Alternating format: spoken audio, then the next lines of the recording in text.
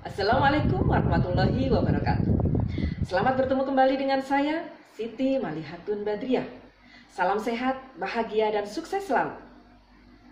Pada kesempatan yang sangat luar biasa ini, saya akan membahas materi perkuliahan Laboratorium Perancangan Kontrak.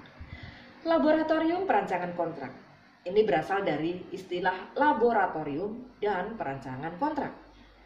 Laboratorium biasa dikenal dengan istilah lab atau disingkat dengan istilah lab.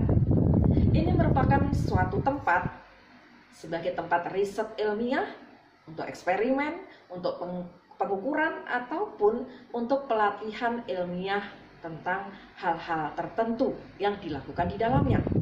Nah, di dalam laboratorium ini biasanya dilakukan suatu kegiatan-kegiatan ilmiah tertentu secara terkendali.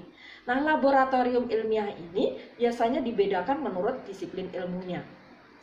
Pada waktu dahulu, kalau orang menyebut kata laboratorium, biasanya dihubungkan dengan ilmu-ilmu eksakta.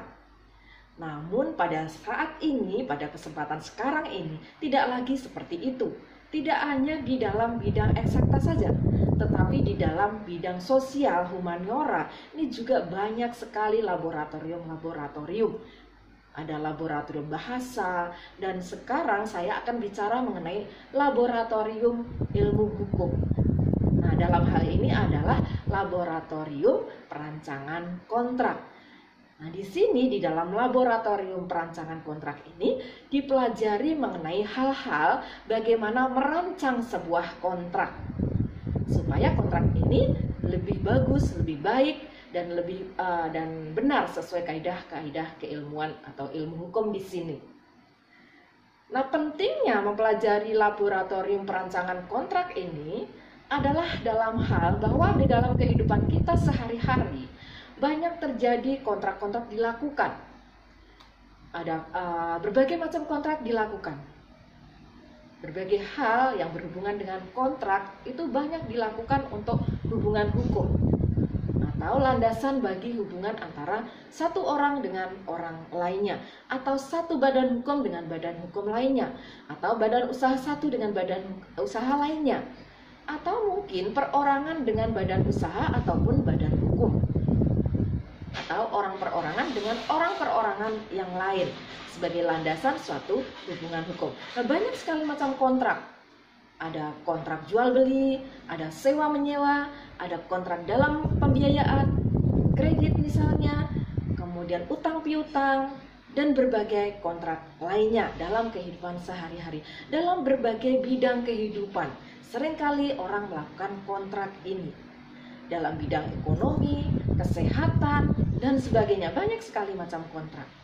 Nah, disinilah pentingnya mempelajari kontrak. Bagaimana membuat kontrak yang baik supaya memberikan perlindungan hukum bagi para pihak di dalam kontrak tersebut. Selanjutnya kita akan membahas mengenai perancangan kontrak. Tadi sudah kita bicarakan mengenai laboratorium, istilah laboratorium. Nah, sekarang kita akan membahas mengenai perancangan kontrak. Perancangan kontrak ini dalam istilah bahasa Inggris dikenal dengan istilah kontrak drafting. Di dalam istilah bahasa Indonesia minimal dikenal 3 kata istilah perancangan atau drafting ini. Yang pertama adalah rancangan, kemudian yang kedua adalah merancang, yang ketiga adalah perancangan. Rancangan adalah segala sesuatu yang direncanakan. Kemudian merancang adalah mengatur atau merencanakan segala sesuatu. Kemudian perancangan adalah proses atau cara merancang sesuatu. Kemudian bagaimana dengan perancangan kontrak? Perancangan kontrak itu merupakan suatu proses atau cara mengatur dan merencanakan kontrak supaya kontrak ini benar-benar bisa dipenuhi hal-hal atau bisa memenuhi kepentingan-kepentingan para pihak, supaya bisa benar-benar memberikan perlindungan hukum kepada para pihak. Nah, di sini laboratorium perancangan kontrak ini berarti adalah laboratorium untuk berlatih, untuk belajar, untuk menyusun sebuah rancangan kontrak. Nah, di sini dipelajari mengenai bagaimana merancang sebuah kontrak supaya kontrak ini benar-benar bisa memberikan perlindungan hukum. Supaya kontrak ini benar-benar sesuai dengan kaidah-kaidah hukum yang berlaku, sehingga bisa memberikan perlindungan hukum kepada para pihak. Nah, lalu arti pentingnya perancangan kontrak itu apa? Yaitu untuk memenuhi kepentingan para pihak, untuk dapat mewujudkan tujuan para pihak, memberikan perlindungan hukum kepada para pihak yang terlibat di dalam aktivitas kontrak yang dibuat oleh para pihak tersebut. Hal ini karena apa? Karena kontrak itu merupakan hukum, merupakan suatu hukum, dan ini mengatur hubungan hukum antara para pihak. Nah, ini merupakan hukum yang berlaku bagi para pihak. Karena kontrak yang dibuat secara sah oleh para pihak berlaku sebagai undang-undang bagi para pihak. Nah, ini berarti bahwa kontrak itu merupakan suatu hukum, suatu aturan yang harus dipatuhi oleh para pihak yang membuat kontrak tersebut. Kontrak yang baik merupakan salah satu manajemen risiko. Jadi dengan membuat kontrak yang baik, ini menjadi sebuah manajemen risiko, supaya untuk meminimalisir risiko yang ada di kemudian hari antara para pihak yang membuat kontrak yang bersangkutan. Nah, apakah perancangan kontrak ini sama dengan analisis kontrak? Samakah di sini? Nah, kita lihat, analisis kontrak adalah tindakan untuk menguraikan sebuah kontrak atau perjanjian menjadi bagian-bagian yang lebih kecil, lebih rinci, sehingga semua menjadi jelas. Tidak ada keraguan lagi terhadap maksud yang ada dari sebuah kontrak atau perjanjian di sini.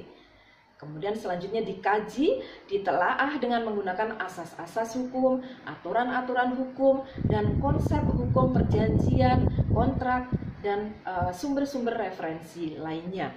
Nah, inilah analisis kontrak. Jadi dibuatlah kontrak itu menjadi bagian-bagian yang lebih kecil. Dari bagian-bagian kontrak ini kemudian dianalisis, dilihat sesuai dengan teori-teori, kaidah-kaidah hukum yang berlaku. Nah, analisis kontrak antara lain dilihat hal-hal sebagai berikut. Yang pertama, apakah sudah sesuai dengan asas-asas hukum perjanjian atau belum? Adakah pasal-pasal yang bersifat eksoneratif atau tidak? Kemudian apakah sudah sesuai? Apakah ada pelanggaran terhadap asas-asas hukum di sini, aturan-aturan hukum mengenai kontrak, mengenai perjanjian? Nah, apakah sudah sesuai dengan maksud para pihak atau belum? Nah, inilah analisis kontrak. Kemudian bagaimana dengan perancangan kontrak? Nah, perancangan kontrak ini bagaimana menyusun sebuah kontrak. Nah, tentu saja kita harus tahu benar mengenai kontrak itu apa, kemudian asas-asas hukum kontrak, asas-asas hukum perjanjian, kemudian syarat sahnya perjanjian, dan sebagainya. Nah, mengenai hal tersebut akan kita bahas kembali pada video-video mendatang. Terima kasih atas perhatian teman-teman semua, rekan-rekan semua, para pemirsa semuanya, dan mohon maaf apabila ada kekurangan. Silakan tunggu lagi video-video mendatang yang akan membahas mengenai laboratorium kontrak selanjutnya. Terima kasih dan jangan lupa subscribe yang belum subscribe, serta like, komen, dan share kepada banyak orang. Juga jangan lupa bunyikan tombolnya supaya selalu mendapatkan info tentang video-video saya selanjutnya. Terima kasih. Wassalamualaikum warahmatullahi wabarakatuh.